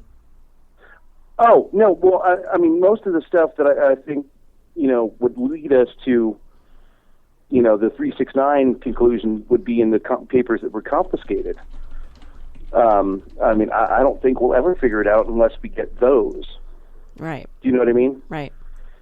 I mean, it's such a you know, convoluted, you know, I mean, if you really read his history, you know, it's convoluted in the sense that, you know, everything he did for fellow man, for the betterment thereof.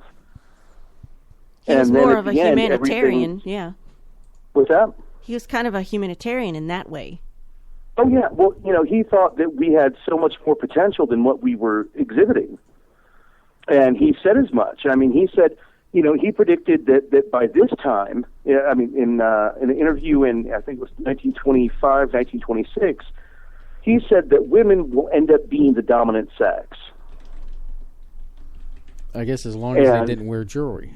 Yeah, and their ears have pierced ears. And I mean, look at, it's not, look at most of the CEOs are female.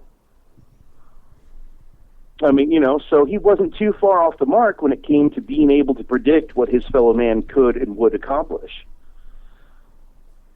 I mean, it's just a matter of we can't come to a conclusion because we don't have all the information. Mm-hmm. If we were to have all the information, then who's to say? I mean, he could have had notes on, free energy for everyone forever, but, nobody wants that because there's no money in that. I tend to believe personally that it was all in his head and it stayed there. I agree with that to an extent, everything he knew beyond his patents that got published died with him. Well, I mean, there are those, 100-plus patents that are still missing. Nobody knows what their patents on. Nobody knows what their patents do. I mean, but they're just, poof, gone. So what are they? Why are they missing? I mean, you don't just misplace it. Look, if the guy who wrote Grandma Got Ran Over by a Reindeer still has a patent, you're not going to lose a patent from one of the best scientific minds, of the millennia. I mean, you see my point? Mm-hmm. I mean, so I think that if we were given all of the information, who knows what our limits could be? And I'm not just talking about energy. I'm talking about space travel, communication, or transcending, so on and such. Or transcending the physical plane that we exist now into beyond. Exactly. I mean, we Tesla saw it, that we have no limits aside from the limits we assign to ourselves. And there are those who don't want us to achieve those limits. I mean, I don't want to sound like, a Tony Robbins DVD or something, but, we all have that potential.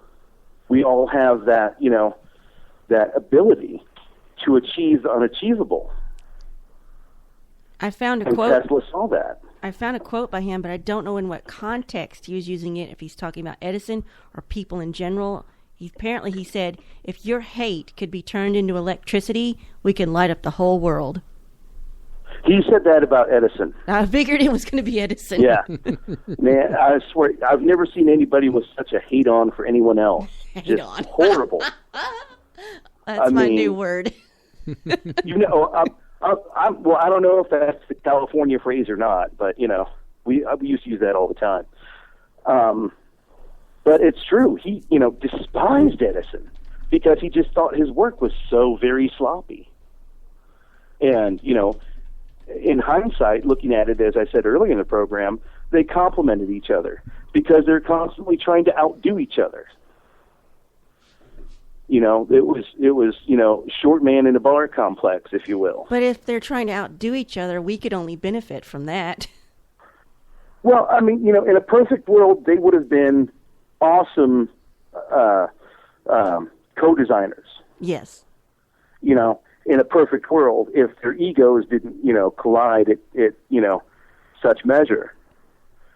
But because both of their egos needed their own rooms, they could never get along. I understand we were going to be taking some calls. We're just waiting for you to get to, have all the time you needed to get to your conclusion. And now? 713-701-5214. That's 713-701-5214 is the hotline to call into Spaceboy Universe. Get a chance to ask Gordon a question, ask Spaceboy a question, ask the lovely Surlana. All you have to do is make the call. I know some of you are probably using your phones right now in the Spreaker chat room, but if you can take a break and get your voice on the air, I'm sure you will be rewarded handsomely for calling in. So how was that? Was that good enough, Gordon? You were awesome. So I am watching the phone line here, so as soon as somebody calls in... 713-701-5214. That's 713-701-5214. Got to call in to win. Yes, the lucky caller calls in, gets a treat.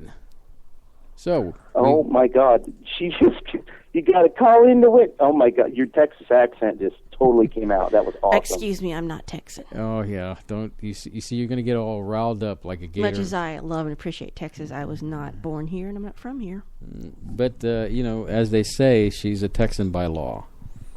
And yes, I married a Texan to get my Texas visa. Well, I lived in the South for 15 years, and after a while, I got a miscellaneous drawl because I lived in Georgia and Bama and the Carolinas. And then when I get really drunk, you hear that Southern twang come out. It's very scary. But I'm clean and sober 6 years, so you won't hear it anytime soon. I think that my accent really comes out when I get exhausted, and or when I'm usually out of the state. Then you can definitely hear my accent. I like to think I think that. So anyway, well, I wanted to mention someone on the Spreaker chat mentioned Croatia, Serbia being Tesla, where Tesla's from, and just to be nitpicky because I know you're nitpicky. Just a little bit. During his time, it was part of the Austrian Empire, and it later became Serbia-Croatia. We had to do that because no one understands where this Austrian Empire is or was. And that area of Europe has broken up, several times. So, it's. Yeah. Not that I'm claiming to know where it is. Well, I mean, I just wanted to, Just to let Surlana know, it's not the country we saw recently on the Avengers where Iron Man had to prevent part of that landmass from falling. I didn't think it was, so I wasn't paying attention to where it was. It was just a movie. Nobody wants to talk to me, guys. Nobody's calling in. Oh, we go That's through horrible. this. They tease us for about 5 minutes, and then we have to cajole and, that's, well, no, I mean, I think if you look at a lot of the technology that's blossoming, and some that blossomed in the early 2000s, it's very Tesla-esque. Because, I mean, look at, you have, automated car. You brought up Avengers, and that made me think of the automated cars. You have cell phones. You have, I mean, all of this wireless technology that wouldn't be here unless it was, for Nikola Tesla. He is the father of wireless. And, it's kind of funny because his technology got passed down, and, even though it's not his technology anymore, it's still there. Fran, it's still built in. Friends, I know you're listening. That number is 713-701-5214. Can you get her hooked up, the number? Just type it in, and, there you go. Positive reinforcement. So, Fran, call us if you want to call in. I'm sure Gordon would love to hear from you. Oh, and I think we have a call right here. Let's answer. Hey. Caller, you're on the air. Hi, Space Boy. Hello, who are we talking with? Hi, this is Barrett. Barrett, I want you to hold on just a second here, okay? Sure. Like a crazy man, I have, let's see, resume call, merge calls. All right, Gordon, can you hear us? Yeah, what happened? Trust me, this is the first time that I'm doing a guest caller, and we have Barrett on the other line. Say hello, Barrett. Hi there, Gordon. Hey, Barrett, how's it going, buddy? Hi, Barrett. I'm having a fabulous day. How about yourself? So am I. I am cool and the gang. Well, right off the bat... You guys are definitely the gang. Well, we try. I mean, but, they expect me to be crazy and stuff, so I have to do all these drugs before I call in, and, Oh, Gordon. Well, there's something we have in common. I'm waiting for mine to take effect right now. Hello. Wrecked him. It damn near killed him. Okay. Barrett, do you have a question and or comment for the crazy Space Boy crew? Absolutely. Well, first of all, Space Boy, congratulations on your show. I listened last week, and it was a great kickoff at tonight. It has been terrific, so congratulations to you, Surlana, and the whole gang. Thank you, Well, thank you. Appreciate it. Absolutely. Well, yeah, I had one question because I'm not an electrical engineer. I'm an OIT guy, but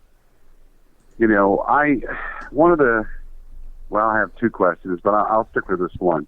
When Tesla was building the Wycliffe Tower, and he torn it down, there was the rumors that some people said that he had thought that whole project could be weaponized and may split the earth in half, and all kinds of different rumors of the kind.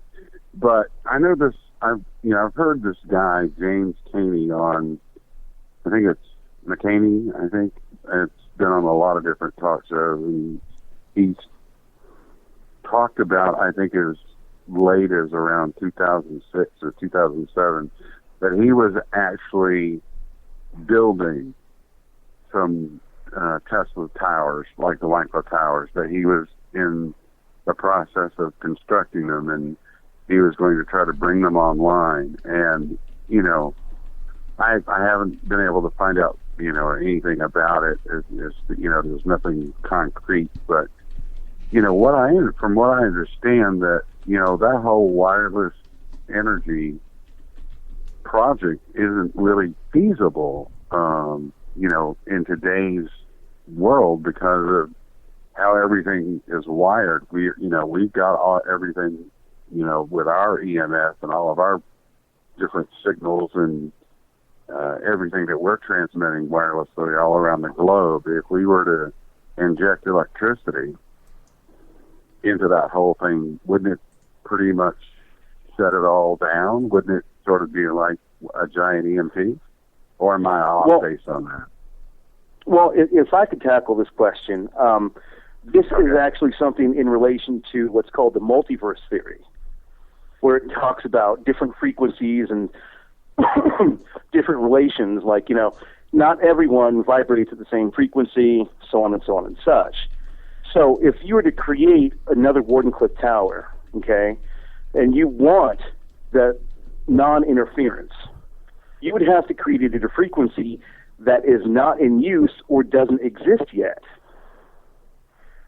So it's kind of a double-edged sword because we don't exactly know what frequencies are running where and to whom. If you do the wrong frequency, in theory, according to Tesla's death ray, because that's what it used, frequencies, right, then if you go on the wrong frequency, you could just kill a bunch of people. Right. Unintentionally. I mean, you have a designated target, but instead you killed all these other people because you don't know what frequency to use. Okay, I'm with you there, but but I'm talking about specifically the transmission of electricity wirelessly. I mean, for electricity to be functional, it would have to be in a frequency range of either AC or DC. So if you started sending AC current through the air or DC current through the air, that would that not disrupt everything? Because in order for it to be useful in any way to any of the electrical, anything electrical that we have in use currently, I mean, wouldn't that interfere with everything else that's going on? As you far see as, what I'm saying? No, I totally do. My problem is I don't know enough about frequency harmonics. I do understand that to an extent you could use some sort of buffing system, but I don't know how broad a buffer that you would require and if that's actually possible. Yeah, that's kind of what has gotten, I can't get my head wrapped around it. It's just, I don't know enough about the whole subject. I mean, not deep enough, not nearly deep enough knowledge to. Barrett, I was going to say, I can contest Barrett, here. I'm sorry, Barrett, I think you're a friend of mine on Facebook, aren't you? Oh, absolutely. I'll write a note and I'll send you the article. I wrote an article a couple years back about the multiverse theory, and I'll send that to you. Okay. Okay. And it covers a lot about frequencies, and it doesn't talk as much about buffering as it should, but but okay, it'll pass. It'll pass. right. But yeah, I'll email that to you in a little bit. Well, Barry, and do you know any about because that, like I said, that James McKinney guy has, he wrote a book that, I think that he tried to link Tesla to Atlantis, and he, did a whole. I mean, I've heard him on Coast and a number of other shows over the years. I'm talking over the last dozen years or so, and his whole thing was sort of what his life's work was trying to work up to replicating some of Tesla's work. Do you know anything about him, or? I'll be honest. I don't. Maybe Spaceboy and Surlana do, but I sure don't. Okay. Kids? Well, what I was going to say, it's probably something that we could look into and follow up with you. Mm-hmm. But hey, Barrett, we've got some other callers that are trying to reach in, but we want to thank you for calling in tonight and being a part of the show. Absolutely. Thank you so much. So, and I'll be sending that to you in a bit, Barrett. And I appreciate that. Congratulations again, and I'm very honored that I was the first caller. That's outstanding. Thank you, guys. All right, so you have a good evening. We'll talk to you soon. Hey, namaste, guys. Take care. Bye-bye. Bye-bye. Apparently, I'm making you guys drink. Is that what's going on? I guess so. Well, I was telling him, somebody said I should get wine and cheese. I'm like, well, I'm not been allowed to drink since you called us last time. I'm sorry, there was a little technical glitch there. The phone number is opened up again, so if I have typed it. Let's see here if this works.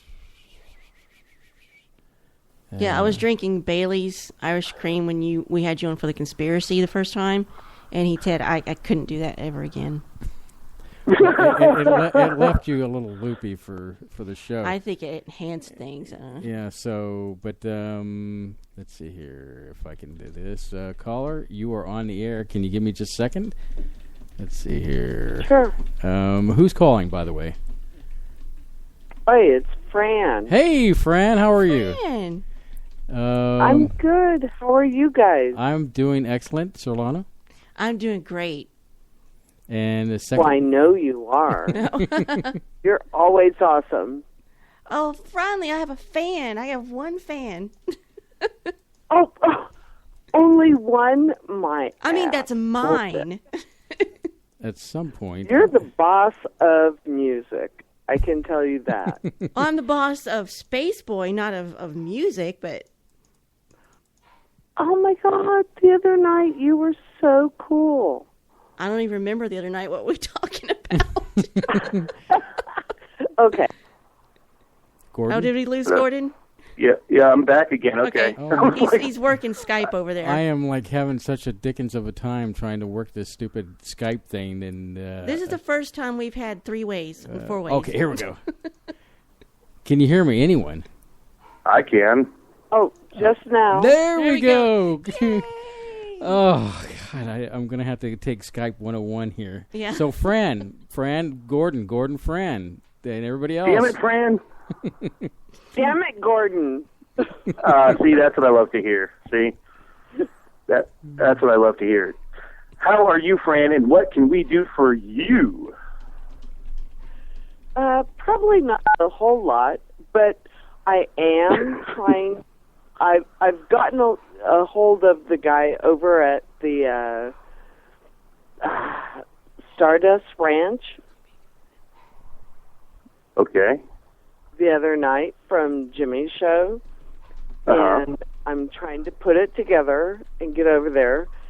And I talked to a friend of mine tonight, and he was like, "So, are you taking like all this equipment and stuff?" And I'm like, "Fuck, I ain't got any equipment. I'm just gonna go there and vibe it." To the what? To the... I'm just gonna go vibe the whole thing. I guess you're saying vibe, right? Vibe. Okay. Yes. And hopefully, Catalina and Karen will come out there with me. Well, you'll be in good company then. Mm-hmm. Well, yeah, we did a trip up to Mount Shasta, and it was awesome. We did a whole lot of good stuff up there, and so they were like, let's go. I need to go with you. I mean, the guy's only 2 hours away from me. So I was thinking, yeah, that would be cool to have some friends along with me instead of going by myself. Some of the coolest friends to have are Fadernauts. So, I mean, I think we had a good time when we went out and we got to meet you for the first time. Yeah, we met Fran and Karen, if we're talking about the same Karen, yes. in the desert. Right. And that was so awesome, and I'm going to be there next year. So I'm already planning on it. I've heard Are you guys going to make it? Well, that's the disappointing part, is that at this point we have really not made any plans for this coming year for Contact in the Desert. I think we might have another obligation to go to another event, but if something happens, I mean, it's still logistics and finance. Is the only reason. Logistics and finance. Yeah, I understand that. Mm-hmm. I mean, for me, it's only a short distance. Mm-hmm. With going us, out on Highway 62, which is a crazy highway to drive on. Yeah, because there's a lot of sightings out there, and I just want to be there and do it again, like I did last year. Well, even if we don't go, you'll still be in good company with the Fadernauts and Jimmy and Rita. They are very gracious and hospitable as far as hanging out with them. And, if you can get that option to do that, I wouldn't trade it for anything in the world. They're wonderful people, and I'm glad that, we're connected to them in different ways with, the music and Spaceboy music in general. So, but, Fran, heck yeah. Do you have any final things? Because we're about to wrap it up here. Well, if I'm going to go out to this guy's ranch, I'm going to save everything until CITD 2016 to reveal it. Well, then that sounds pretty exciting then. Yeah. Well, that's what I'm planning on, so we'll see what happens. Well, Fran, you've got nothing but space love and Surlana hugs from us, and we're glad that you're a part of our listening ship, and it's a big family out there.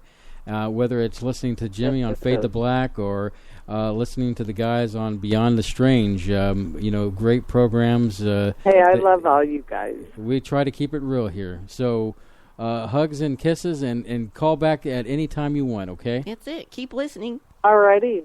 Have a good evening. Thank you. Bye. Surlana, I love you. Love you too. Bye-bye. Bye. Gordon, you still with us? Oh. Did we lose Gordon again? I guess his call ended.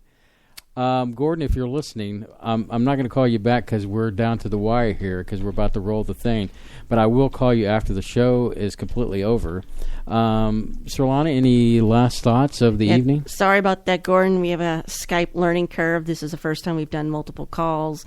We tested it before we knew we could do it. It's just the first time we've actually done it, under pressure. Well, I think it's been a great show. Yes. I think we can wrap it up now.